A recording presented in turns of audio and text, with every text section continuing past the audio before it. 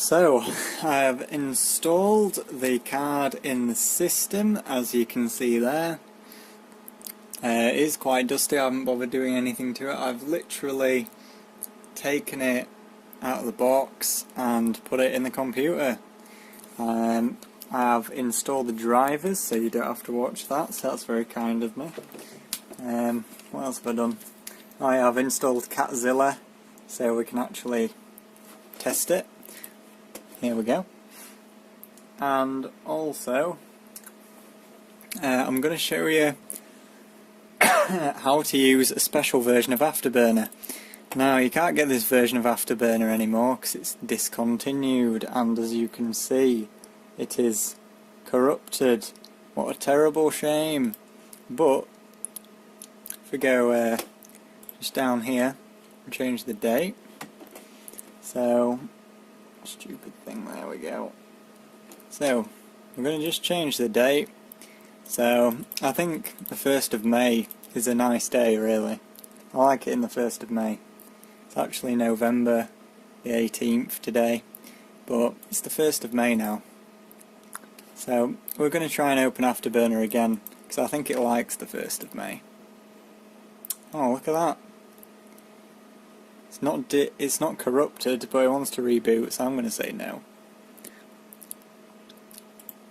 So, here we have Afterburner, open, even though it's not supposed to be. So, as you can see, the stock speed of this card is 930 on the core and 1050 on the memory. I have no idea if that's correct or wrong, because I haven't looked at the specs of the card, because I don't care, because I'm not going to run it at stock, ever. So, first thing I'm going to do is just run Catzilla once through, stock fan profile, just basically stock everything, and then I'm going to tick all of these things and unlock all of the things and see how fast it goes. So, yeah, that's it really. I'm going to see how warm it gets as well. It's currently 30 degrees. I'm probably going to leave GPU-Z open as well. See if it agrees with Afterburner, which it regularly doesn't, but what the hell. Right, so I'll leave that open, leave Afterburner open, and hopefully it doesn't crash. Shouldn't crash because it's at stock, I haven't done anything, but you never know. Graphics cards are a bit temperamental. I'm going to run the 576p because I can't be bothered to log into my account and activate it, so we'll see how this goes. If it actually starts.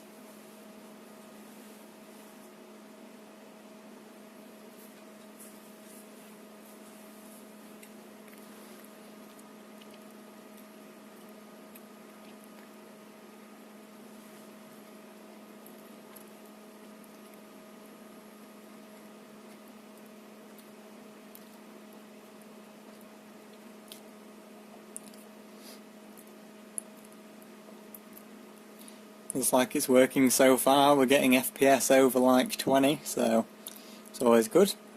This is at 760p, remember, and we are using a Q6600 at like 3.3 or 3.2 gigahertz, so we're not going for good scores here. We're just seeing if the card actually works. That's it.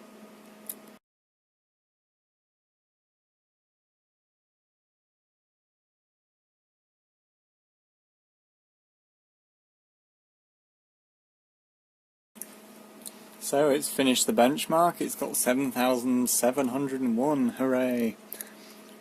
That's pretty terrible, I'm sure. Loading time has a huge impact on your score, so I don't care about the score. So we'll see what temperatures you got up to. Wow, really good.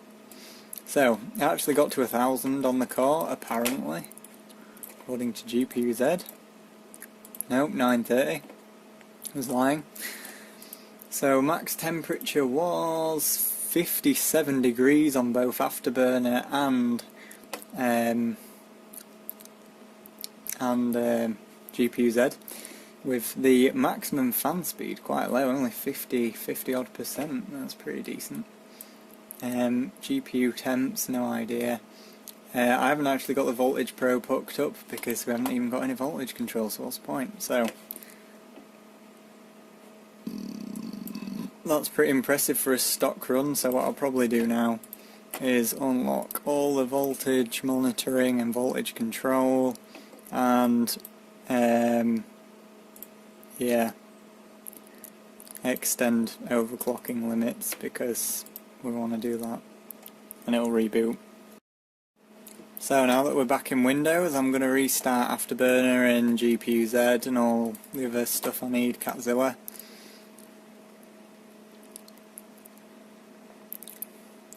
Probably wasn't a great idea to open GPU-Z and Afterburner at the same time, but whatever. Now, because this is a Hawk card, we have all of the voltage control, which is amazing, and we can go up to 1.35 volts with this Afterburner. I don't know whether it's higher or lower with normal Afterburner, but the reason why I had to change the date is because it is 4.1.1, which is the hardware bot version of Afterburner, which lets you basically go really high on the voltage on certain cards, obviously MSI cards, so I like it, and I like MSI cards too. Well, actually I hate MSI cards, but it's convenient to use this. You don't have to do any BIOS modding, don't have to do any volt mods, just plonk the card in, and on some cards you can go all the way up to 1.8 volts, which is very silly, but you can do it. So what I'm going to try now is just overclocking it on stock voltage. I think yeah, we'll go for sort of 950 on the core, and probably like 1200 on the memory. Maybe give it plus 50 on the memory. Going to set the fan speed to 100%. Load of dust just flew out of the card, so that's probably a good thing. It might run cooler now. I'm going to start Catzilla.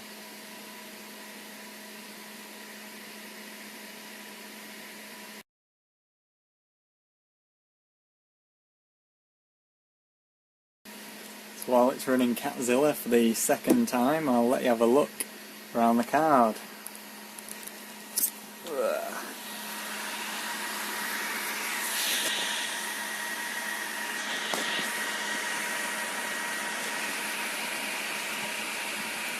As you can see, it's still got plenty of dust in it. I haven't bothered cleaning it out yet. Dual 6-pin connectors. Twin throws I think this is a 3, but I don't know. See the voltage read points on the side there? Well, it has got a dual BIOS switch, that's helpful. I didn't point that out before, I don't think. And a crossfire finger, which will be useful.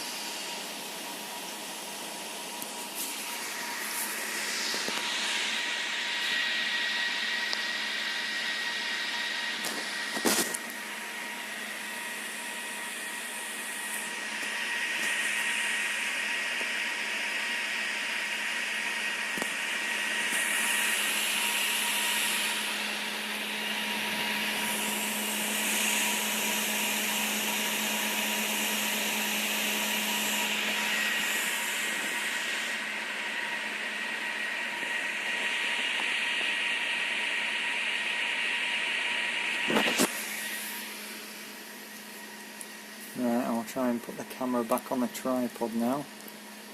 There we go. It's looking a bit high up, I think. Just slide it down. There we go. As you can see in the CPU benchmark, the Q6600 is where they're working it there at 5 FPS. I think that might actually be because I've only got 2 gig of DDR2 in rather than the actual CPU. So I think the CPU should get about probably like 10 FPS, maybe 20. But like I say, 2 gigabytes of system RAM isn't brilliant when you're running Windows 7, but it's my fastest RAM kit of DDR2, so that's what I use.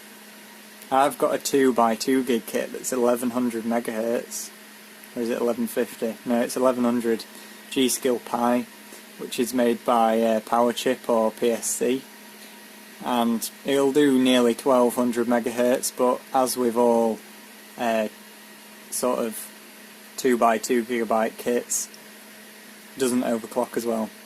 Right, so that's a fairly decent jump there just from moving the thing up only a tiny bit.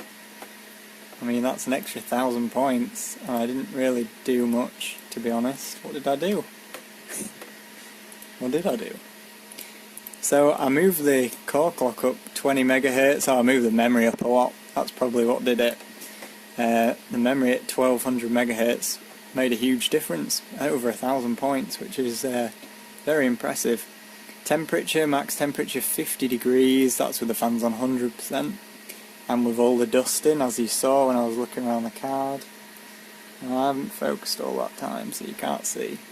I don't even know whether you will see this because it's kind of small. There we go, can you see that? I don't know. Oh well. Zooming in on a phone anyway, digital zoom, it's probably crap anyway. But I think these are various VRM temps, 55, 55 and 50. Perfect, really. Used the whole gigabyte of RAM. So, yeah, looking good. So, we'll go for 975 megahertz next, I think, on the core. Still at stock voltage, remember. Oh, and also, before I forget, I'm going to check the ASIC. The card. Read ASIC. Oh, it's not supported. That's fine. Oh well. It's a bit too old. I think you need a 7000 series card, or for Nvidia it would be a 600 series card or newer to be able to read the ASIC quality, but I'm not entirely sure about that, so don't quote me on that. Anyway, we're going to just keep running it until it explodes or something, so we'll see how it goes.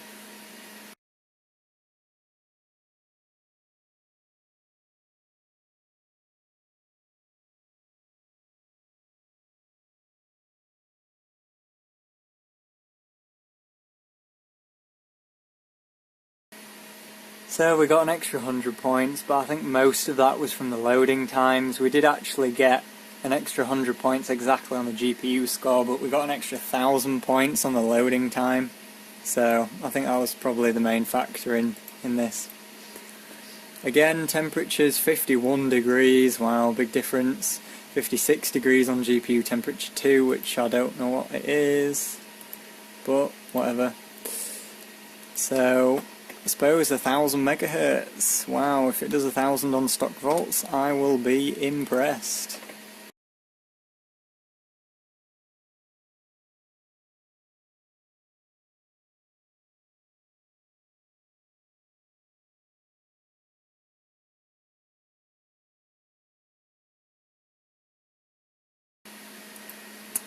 So, 8,200 exactly on this run, another 100 points on the GPU score, so it seems to be fairly consistent.